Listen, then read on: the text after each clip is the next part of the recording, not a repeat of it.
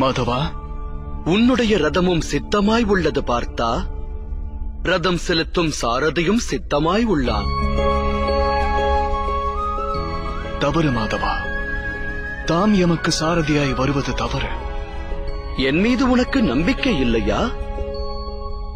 ரதம் செலுத்துவதில் வல்லவன் நான். இல்லை மாதவா, தாம் மகிமை வாய்ந்தவர்.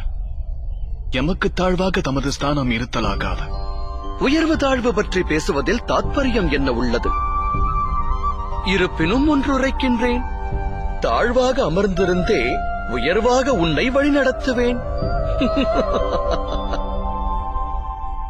இது ரத குதிரையின் கடிவாளம் மட்டுமல்ல, உன் மனக்குதிரையின் கடிவாளமும் என் கரத்தில் உள்ளது. சத்திய அசத்திய, தர்ம அதர்மத்திற்கிடையே உன்னுடைய மனமானது துவள நேரும் போதெல்லாம், நீ உன் பலத்தினை இழந்து வாடும் போதெல்லாம் உன்னை நல்வழிப்படுத்த நான் முயல்வேன். யுத்தத்தின் ரதத்தையும் மனித வாழ்வின் ரதத்தையும் நல்வழி செலுத்தும் பார்த்த சாரதி நான்.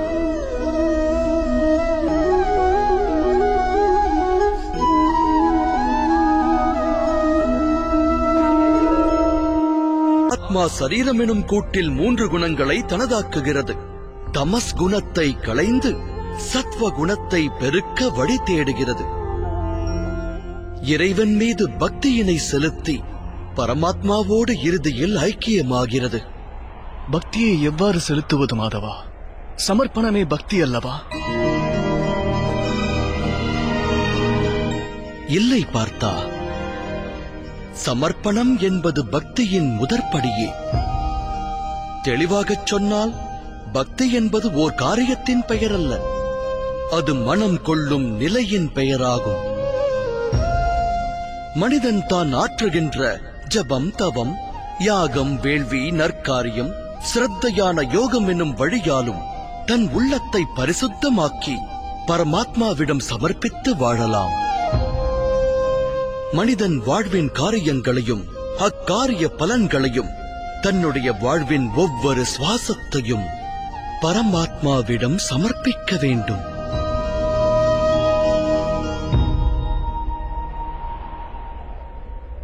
பக்தி என்பது மனதின் நிலை என்றால் ஜபம், தவம் இவற்றின் மகத்துவம் என்ன மாதவா? இன்று சுத்தமாக்கப்பட்ட ஒரு பாத்திரம் நாளை மீண்டும் அழுக்காவது போல் ஜகத்தில் வாழும் மனிதர் மனம் அவ்வப்போது பரமாத்மாவிடமிருந்து விலகிச் செல்கிறது. அக்காரணத்தினால்தான் ஜபம், தவம், மேலும் யோகம் போன்ற நற்காரியங்களால் ஜீவனானது பரமாத்மாவிடம் சரணடைந்தது என்பதை ஒருவன் சுயமாய் அறிதல் அவசியமாகிறது. கங்கை நதியினில் ஸ்நானம் செய்தேன் என்பது மகத்துவமாகாது.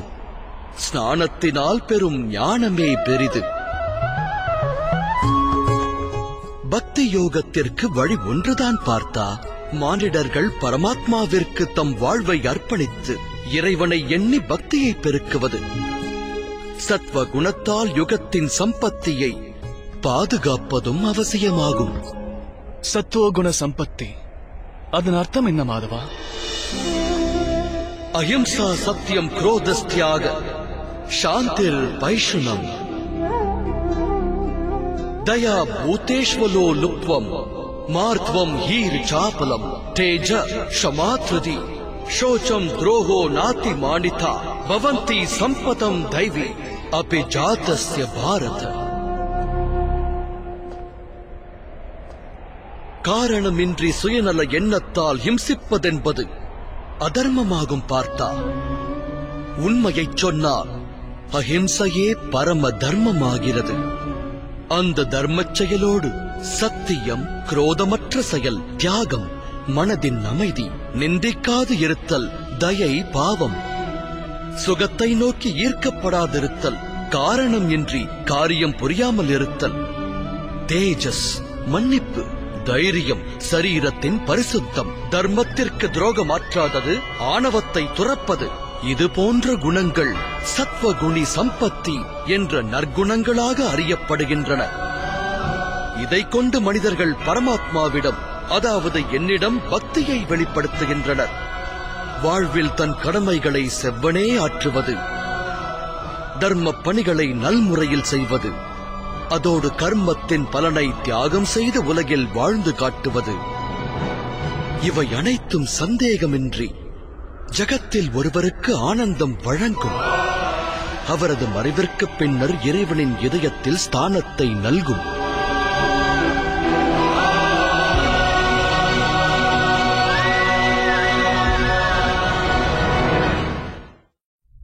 தம்முடைய ரூபம் யாது மாதவா? சாங்கிய யோகத்தின் மூலமாக நான் ஒன்றை அறிந்தேன். நான் ஒரு ஆத்மாவாவேன், அமரனாவேன். அழியும் இத்தகு சரீரத்தில் சிறிது காலம் வசிக்கவே இங்கு வந்தேன்.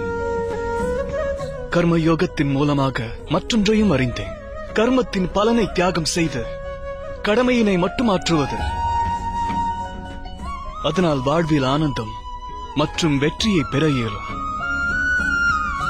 பக்தி யோகத்தின் மூலமாக தம்மிடம் அளித்த சமர்ப்பணத்தின் மகத்துவம் அறிந்தேன்.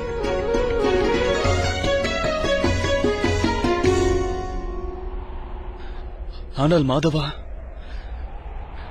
தாம் என்னிடத்தில் இந்த பரந்த பூமியில் மனிதர்கள் இல்லை, பரமாத்மா உள்ளார் என்றீர்கள்.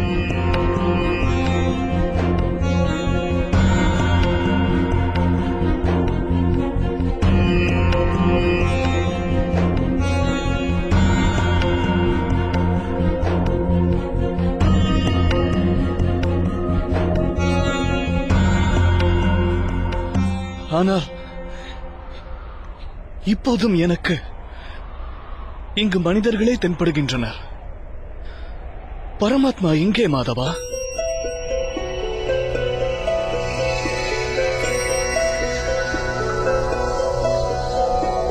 நாராயணம் நமஸ்கிருத்ய நரம் சைவ நரோத்தமம் தேவீம் சரஸ்வதிம் வியாசம் ததோ ஜயம் உதீரயே. நான் தமது உண்மையான ரூபம் அறிய விழைகிறேன் மாதவா. நாராயணம் நமஸ்கிருத்ய தம்முடைய சக்தி, தம்முடைய ஞானம், தேஜஸ், தாம் வழங்கும் அருள், பரமாத்மாவின் ஸ்வரூபம் மனதார காண விழைகிறேன் மாதவா. தம்முடைய உண்மையான ரூபத்தை எனக்கு தந்தருளுங்கள் மாதவா. மனதின் சந்தேகங்கள் அனைத்தையும் போக்குங்கள்.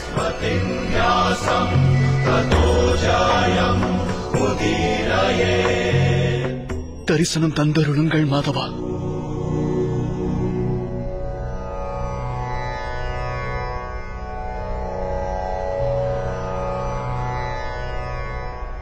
காண்பாய் பார்த்தா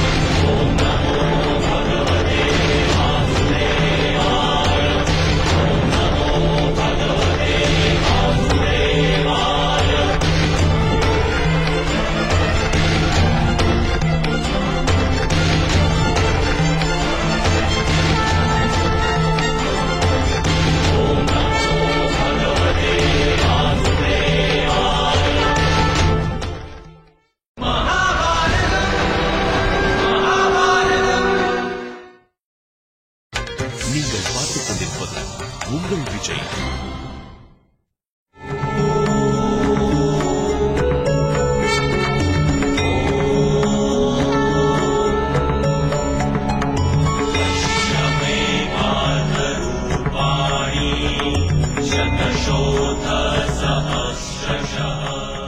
சாங்கிய யோகத்திலிருந்து கர்மயோகம், கர்மயோகத்திலிருந்து பக்தி யோகம், பக்தி யோகத்திலிருந்து கர்ம யோகத்தை பிராப்தம் பெறுவார்கள்.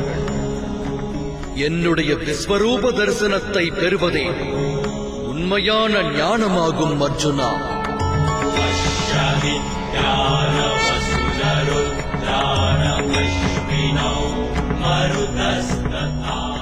திவ்யத்துவம் பொருந்திய இந்த ஞானமே உலகத்தின் அனைத்து ஞானங்களுக்கும் ஆதாரம். இந்த ஞானமே முக்தியை வழங்க வல்லது. மகத்துவம் வாய்ந்த தேவர்களும் காண இயலாத திவ்ய காட்சியை, எனது விஸ்வரூப தரிசனத்தை நான் உனக்கு வழங்குகிறேன்.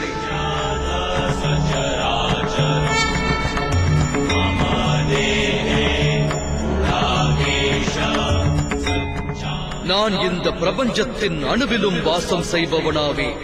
பிரகாச ஒளி பொருந்திய ரவியும் அம்புலியும் நட்சத்திரங்களும் இந்த பரந்தாமனது ஒளியின் துளியாகும் அர்ஜுனா.